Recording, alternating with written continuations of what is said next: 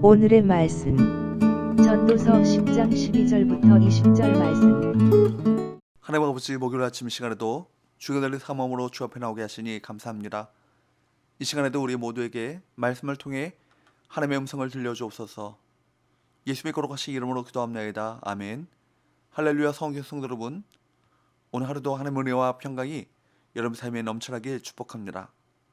오늘 우리에게 주시는 하나님의 말씀은 전도서 10장 12절에서 20절까지의 말씀입니다.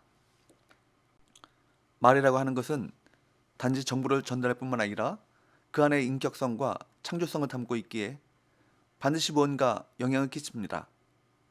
말이 뭔가를 파괴하기도 하고 세우기도 하죠. 깨뜨리기도 하고 온전하게 만들기도 합니다. 그래서 지혜로운 말이 너무나도 절실히 필요하죠. 본문에서 솔로몬은 우리가 추구해야 할 지혜로운 말과 버려야 할 어리석은 말을 소개하고 있습니다. 12절 말씀은 지혜자의 입의 말은 은혜롭다라고 말합니다. 12절, 지혜자의 입의 말들은 은혜로우나 우매자의 입술들은 자기를 삼키나니. 지혜자는 하나님을 경외하는 자이기에 그의 말과 태도에 항상 하나님의 은혜가 담겨 있습니다. 은혜롭다는 말이 무슨 말일까요? 지혜자의 말에는 큰 가마력이 있어 사람들을 옳은 길로 인도한다는 것입니다. 궁극적으로는 참된 길, 생명의 길로 인도하죠. 그러므로 우리는 오랜 시간이 걸릴지라도 우리 안에 말씀의 지혜를 채워야 할 것입니다. 어떤 말이 은혜로운 말이며 지혜로운 말이겠습니까? 자신을 과시하는 말을 삼가고 상대를 배려하는 말을 해야 할 것입니다. 세상의 더러운 말을 삼가고 선한 말을 해야 하죠. 세상의 성공 비결이 아니라 영생의 비밀을 전해야 할 것입니다. 그리하여 우리 입술을 통해 사람들에게 배려와 사랑을 전하고 큰 은혜를 끼칠 수 있기를 바랍니다. 12절 하반절은 우매한 자의 입술은 자기를 삼킨다 라고 말씀합니다. 자기를 삼킨다는 말은 입술의 주인이 아니라 입술의 종이 되어 스스로 지배당하게 된다는 말입니다. 그렇게 되면 자신의 인격과 성품을 망가뜨리며 나아가 인생을 망치고 말죠. 야고보서 3장 6절에서 말씀하는 것처럼 우리 입술이 하나님의 말씀으로 통제받지 않으면 우리 인생 전체를 부사르는 지옥불이 됨을 잊지 말고 날마다 말씀에서 지혜를 얻어야 할 것입니다. 13절 말씀은 자신조차 삼키는 우매자의 말의 특징에 대해 말씀하고 있습니다. 우매하게 시작하고 미친 것으로 끝마친다고 말씀합니다. 13절, 그의 입의 말들의 시작은 우매요 그의 입의 결말들은 심히 미친 것이니라. 여기 심히 미친 것이라고 하는 표현은 정신적인 영역뿐만 아니라 영적인 영역에서 혼돈과 사악함이 뒤섞여 있는 상태를 의미하죠. 즉, 우매자의 말은 어리석은 것으로 시작하고 점점 진행될수록 그 끝이 악한 정신과 영혼으로 나타나 자신과 다른 사람을 해하게 만들어버리고 만다는 것입니다. 그러므로 우매자의 헛된 말에 휩쓸리지 말아야 할 것입니다. 그들의 말에 휩쓸리게 된다면 우리 정신 나아가 영혼까지 미혹을 받아 혼돈의 상태에 이르게 될 수 있습니다. 14절은 우매자의 또 다른 특징으로 말을 많이 하지만 장래일에 대해서 알지 못한다고 말합니다. 14절, 우매한 자는 말을 많이 하거니와 사람은 장래일을 알지 못하나니 나중에 일어날 일을 누가 그에게 알리리요. 우매자는 자기의 한계와 무지를 모르면서 모든 것을 다 아는 것처럼 그저 말을 많이 하는 허황되고 과장된 존재입니다. 우리는 말을 할 때 자신의 한계와 무지를 인정하며 겸손하고 진실한 태도를 지녀야 할 것입니다. 내가 아는 것, 정확하게 인식하는 것, 또 내가 감당할 수 있는 것을 넘지 말아야 합니다. 이런 전제를 두고 말하고 행동한다면 우리는 비로소 지혜로운 삶을 살아갈 수 있을 것입니다.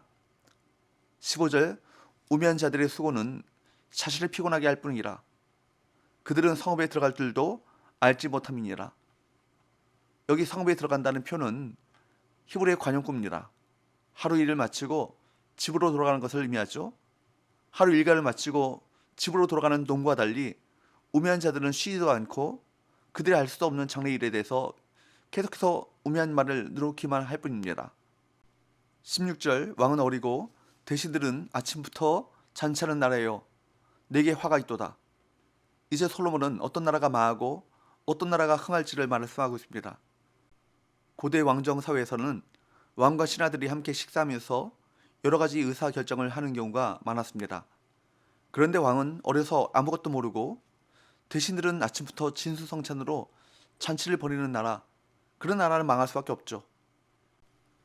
여기 왕은 어리고 라고 번역한 어린이라는 이 말은 유약한이라는 의미를 은유적으로 표현한 것이죠. 즉 왕은 유약하고 권위가 없는데 신하들은 아침부터 잔치를 벌이는 전복된 구조의 정부가 있는 나라는 망할 것이라는 것입니다.